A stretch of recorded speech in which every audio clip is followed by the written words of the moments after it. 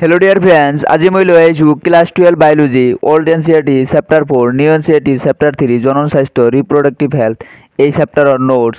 এই নোটছত থাকিব এনচিইআৰটি সকলোবিলাক টপিক এক্সাৰসাইজৰ কুৱেশ্যন লগতে 2012 পৰা 2025 লৈ প্ৰিভিয়াছ ইয়াৰ কুৱেশ্যন কভাৰ কৰি দিয়া হ'ব আৰু এডিশ্যনেল কুৱেশ্যনো কভাৰ কৰি দিয়া হ'ব। আৰু এই নোটছখিনি তোমালোকে লিখি ল'লে ইয়াৰ বাহিৰত কুৱেশ্যন হ'ব নোৱাৰে। যদি ইয়াৰ বাহিৰতো কুৱেশ্যন আহে তোমালোকে ইয়াৰ পৰাই লিখিব পাৰিবা। তেনেকৈ নোটছখিনি প্ৰস্তুত কৰা হৈছে। ভিডিঅ'টো আৰম্ভ কৰোঁ।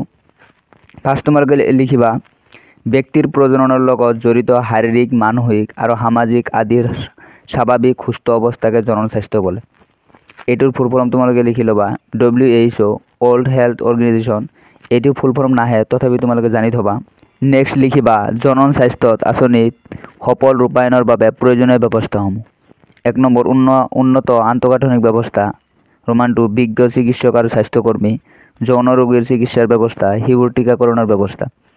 নেক্সট তোমালোকে লিখিবা ইয়াৰ কুৱেশ্যন 1 যে জনন আৰু শিশু স্বাস্থ্য আঁচনিৰ দুটা মুখ্য উদ্দেশ্য লিখা। এইটো কুৱেশ্যন ইম্পৰ্টেণ্ট হয়। ৰোমান 1 যে ৰাইজৰ মাজত প্ৰজনন সম্পৰ্কীয় সচেতনতা অনা। ৰোমান 2 এখন সুস্থ সবল সমাজ গঠন কৰাৰ বাবে ৰাইজৰ মাজত সজাগতাৰ সৃষ্টি কৰা।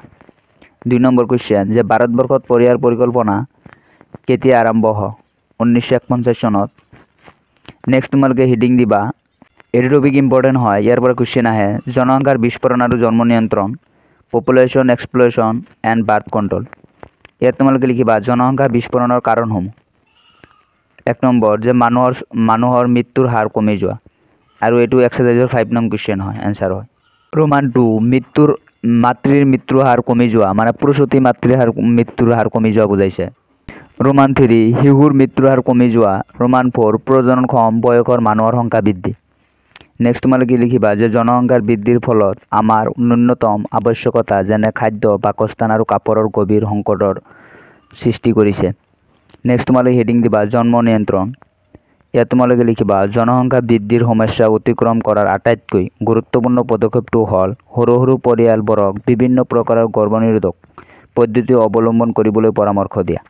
জনসংখ্যা বৃদ্ধিৰ সমস্যাটো নিয়ন্ত্ৰণ কৰিবলৈ হাতত লোৱা আন দুটা উপায় হ'ল 1 নম্বৰ যে বিবাহৰ বাবে উপযুক্ত নিম্নতম বয়স মহিলাৰ বাবে 18 বছৰ আৰু পুৰুষৰ বাবে 21 বছৰ নিৰ্ধাৰণ কৰি প্ৰণয়ন কৰা আইন। 2 নম্বৰ সৰু পৰিয়াললৈ আগবঢ়োৱা চৰকাৰী উদগনি আৰু উপহাৰ। নেক্সট তোমালোকে লিখিবা জন্ম নিয়ন্ত্ৰণৰ পদ্ধতিসমূহ। ইয়াত কেইবাটাও পদ্ধতি আছে। 1 নম্বৰ প্ৰাকৃতিক বা পৰম্পৰাগত পদ্ধতি নেচাৰেল ট্ৰেডিশ্যনেল।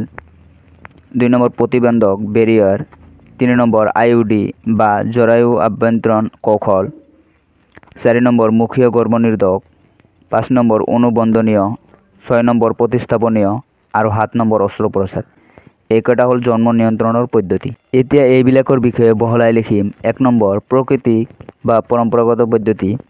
ইয়াৰে 3টা যে ফাৰ্ষ্টত A নম্বৰ লিখিবা পৰ্যাবৃত্ত সংযম সামূহিক প্ৰত্যাহাৰ।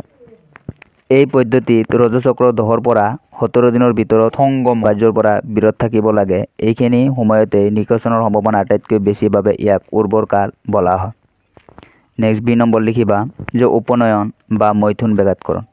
এই পদ্ধতিত পুৰুষ সংগীজনে মৈথুন কালত যৌনিৰ পৰা পুৰুষাংগ বাহিৰলৈ আনি বীৰ্যস্খলন কৰে, ফলত শুক্ৰাণু ডিম্বাণুৰ মিলন হ'ব নোৱাৰে আৰু গৰ্ভধাৰণ নহয়। নেক্সট C নম্বৰ স্তন্যখৰণিক এমনেৰিয়া।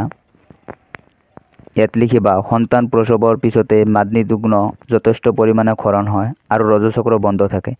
এই সময়ত ডিম্বাণুৰ সৃষ্টি নহয়। ABC এই 3টা আছিল 1 নম্বৰৰ। এতিয়া হ'ল 2 নম্বৰ প্ৰতিবন্ধক পদ্ধতি। এই পদ্ধতিত জননকোষবোৰ শুক্ৰাণু আৰু ডিম্বাণু পৰস্পৰ একেলগ হ'ব নোৱাৰে। উদাহৰণ কণ্ডম, ডায়াফ্ৰাম, জৰায়ুগ্ৰীবাৰ টুপি আৰু বল্ট ইত্যাদি। পুৰুষৰ বাবে উপযোগী কণ্ডমবিধ নিৰোধ নামেৰে জনপ্ৰিয়। কণ্ডমৰ ব্যৱহাৰে গৰ্ভধাৰণত বাধা দিয়াৰ উপৰিও ব্যৱহাৰ কৰোঁতাক AIDS আৰু অন্যান্য যৌন ৰোগৰ পৰা ৰক্ষা কৰে বাবে বৰ্তমানে ইয়াৰ ব্যৱহাৰ দিনে দিনে বৃদ্ধি পাইছে। নেক্সট 3 নম্বৰ যে জৰায়ু আভ্যন্তৰণ কৌশল ইন্ট্ৰা ইউট্ৰাইন ডিভাইচেছ। তোমালোকে ইংলিছ টাৰ্মবিলাকো লিখি ল'বা আৰু ইয়াৰে শ্বৰ্ট ফৰ্ম বুলি কোৱা হয় IUD। এইবিলাকো তোমালোকে মনত ৰাখিবা যে আহিব পাৰে এনেকুৱা ধৰণৰ যে IUD কি বা IUDৰ বিষয়ে লিখা 2 মাৰ্কৰ কাৰণে। তোমালোকে IUD মানে যে জৰায়ু আভ্যন্তৰণ কৌশল এইটো তোমালোকে জানি থ'বা। ইয়াত লিখিবা চিকিৎসক অথবা অভিজ্ঞ নাৰ্ছৰ দ্বাৰা যৌনীৰ মাজেৰে জৰায়ুৰ ভিতৰলৈ সুমাই দিয়া হয়। উদাহৰণ কপাৰ টি, কপাৰ 7 আদি। ভাৰতবৰ্ষত বহুলভাৱে প্ৰচলিত গৰ্ভনিৰোধন পদ্ধতিটো হৈছে IUD। নেক্সট কুৱেশ্যন লিখিবা যে 2013ত আহিছিল, এইটো 2023ত আহিছিল যে কপাৰ টিয়ে কিদৰে মহিলাৰ ক্ষেত্ৰত জন্ম নিৰোধক হিচাপে কাম কৰে। উত্তৰ, কপাৰ টি মহিলাৰ জৰায়ুত সংস্থাপিত কৰা হয়। কপাৰ টিয়ে কপাৰ আয়ন নিৰ্গত কৰে, যিয়ে শুক্ৰাণুৰ চলন ক্ষমতা হ্ৰাস কৰে, ফলত নিষেচন হ'ব নোৱাৰে। ইয়ালৈকে 3 নম্বৰ। নেক্সট তোমালোকে 4 নম্বৰ লিখিবা মুখীয় গৰ্ভনিৰোধক। এই পদ্ধতিত প্ৰজেষ্টেৰন অথবা এষ্ট্ৰজেনৰ সংযোজন মিহলাই টেবলেট বনোৱা হয়। এই টেবলেট বড়ি আকাৰে পোৱা যায়। এই বড়ি পিল নামেৰেই জনাজাত। এই টপিকতো এটা কুৱেশ্যন লিখিবা যে মুখেৰে গ্ৰহণ কৰা স্ত্ৰী গৰ্ভনিৰোধকৰ কি হৰমনেৰে গঠিত। ই কেনেকৈ গৰ্ভনিৰোধক হিচাপে কাম কৰে বৰ্ণনা কৰা। উত্তৰ, মুখেৰে গ্ৰহণ কৰা স্ত্ৰী গৰ্ভনিৰোধকত কম পৰিমাণে প্ৰজেষ্টেৰন অথবা এষ্ট্ৰজেন হৰমনৰ সংযোজন থকা দেখা যায়। এই হৰমনবোৰে ডিম্বকৰণ আৰু আৰোপণ কাৰ্যত বাধা দিয়াৰ উপৰিও যৌনিগ্ৰীবাই ক্ষৰণ কৰাত মিউকাছ বা শ্লেষ্মাৰ প্ৰকৃতি সলনি কৰি দিয়ে, যাতে যৌনিগ্ৰীবাৰ মাজেৰে কোনো শুক্ৰাণুৰে প্ৰৱেশ ঘটিব নোৱাৰে।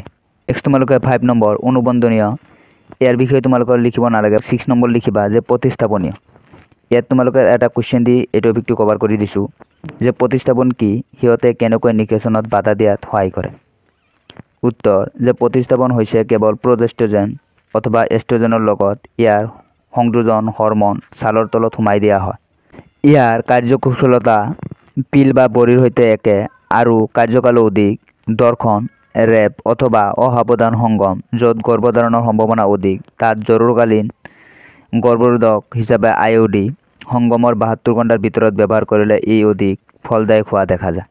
নেক্সট 7 অস্ত্ৰোপচাৰ। এইটো হ'ল লাষ্ট পদ্ধতি। এই পদ্ধতিত জননতন্ত্ৰত থকা জননকোষ পৰিবহণ কৰা নলী বন্ধ কৰি দি গৰ্ভধাৰণ ৰোধ কৰা হয়। এই পদ্ধতিক নিৰ্বীজকৰণও বোলা হয়। পুৰুষৰ ক্ষেত্ৰত এই নিৰ্বীজকৰণ পদ্ধতিক পুৰুষ বন্ধ্যাকৰণ বা বেচেক্টমী বোলে, আৰু মহিলাৰ ক্ষেত্ৰত এই নিৰ্বীজকৰণ পদ্ধতিক স্ত্ৰী বন্ধ্যাকৰণ বা টিউবেক্টমী বোলে। নেক্সট কুৱেশ্যন লিখিবা, এডুকেশ্যন ইম্পৰ্টেণ্ট হয় যে বন্ধ্যাকৰণ পদ্ধতিৰ বিষয়ে লিখা। উত্তৰ লিখিবা বন্ধ্যাকৰণ পদ্ধতি হ'ল স্থায়ী জন্ম নিয়ন্ত্ৰণ পদ্ধতি। এই পদ্ধতি 2 প্ৰকাৰৰ। 1 নম্বৰ যে বেচেক্টমী, ই পুৰুষৰ বন্ধ্যাকৰণ পদ্ধতি। এই পদ্ধতিত অস্ত্ৰোপচাৰৰ দ্বাৰা পুৰুষৰ শুক্ৰবাহী নলীৰ এটা সৰু অংশ কাটি মূৰ দুটা বান্ধি দিয়া হয়, যাতে শুক্ৰাণু পৰিবহণ হ'ব নোৱাৰে। ৰোমান 2 টিউবেক্টমী, ই মহিলাৰ বন্ধ্যাকৰণ পদ্ধতি। এই পদ্ধতিত মহিলাৰ ফেলোপিয়ান নলীৰ এটা সৰু অংশ অস্ত্ৰোপচাৰৰ দ্বাৰা কাটি বান্ধি দিয়া হয়, যাতে ডিম্বাণু ডিম্ববাহী নলীত প্ৰৱেশ কৰিব নোৱাৰে। আজিৰ ভিডিঅ'টোৰ লাষ্ট টপিক চিকিৎসাসন্মত গৰ্ভপাত, মেডিকেল টাৰ্মিনেশ্যন অফ প্ৰেগনেন্সি বা MTP। এনেকুৱা ধৰণৰ কুৱেশ্যন আহিব পাৰে যে MTP কাক বোলে। এইটো মনত ৰাখিবা, ইয়াৰ ফুল ফৰ্মো মনত ৰাখিবা, লগতে এছামিছ টাৰ্মটো মনত ৰাখিবা। গৰ্ভস্থ সন্তানৰ গৰ্ভকাল সম্পূৰ্ণ হোৱাৰ আগতে আইনৰ দ্বাৰা অনুমোদিত ইচ্ছাকৃতভাৱে কৰা গৰ্ভপাতক MTP বোলে। সমগ্ৰ পৃথিৱীত বছৰি 45 পৰা 50 মিলিয়ন MTP কৰা হয়। এই সংখ্যা মুঠ গৰ্ভধাৰণ সংখ্যাৰ প্ৰায় 1/5 অংশ। নেক্সট কুৱেশ্যন লিখিবা গৰ্ভস্থ সন্তানৰ জিনীয় বিসংগতি মাক দেউতাকৰ পৰা ধৰা পেলাবলৈ এটা পদ্ধতি উল্লেখ কৰা। পদ্ধতিটো হ'ল যে এমিনিঅ'চেণ্টেচিছ। নেক্সট কুৱেশ্যন, এইটো 2018ত আহিছিল যে এমিনিঅ'চেণ্টেচিছ বা ভ্ৰূণ ৰোগ পৰীক্ষা কিয় বন্ধ কৰা হৈছে। উত্তৰ, এমিনিঅ'চেণ্টেচিছৰ সহায়ত ভ্ৰূণ চিনাক্ত কৰিব পৰা হোৱাত কন্যা ভ্ৰূণ হত্যাৰ হাৰ যথেষ্ট বৃদ্ধিৰ প্ৰতি লক্ষ্য ৰাখি ইয়াক বন্ধ কৰা হৈছে। আজিৰ ভিডিঅ'টোত ইয়ালৈকে আলোচনা কৰা হ'ল। নেক্সট ভিডিঅ'ত ইয়াৰ পিছৰখিনি আলোচনা কৰা হ'ব। ভিডিঅ'টোত লাইক কৰিবা, তেতিয়া মই উৎসাহ পাম, আৰু ভিডিঅ'টো শ্বেয়াৰ কৰিবা ফ্ৰেণ্ডছৰ লগত, তেতিয়া ফ্ৰেণ্ডছসকলেও যাতে উপকৃত হ'ব পাৰে। আৰু চেনেলটো যদি নতুন আহিছে চেনেলটো ছাবস্ক্ৰাইব কৰি ল'বা। Thank you all of U.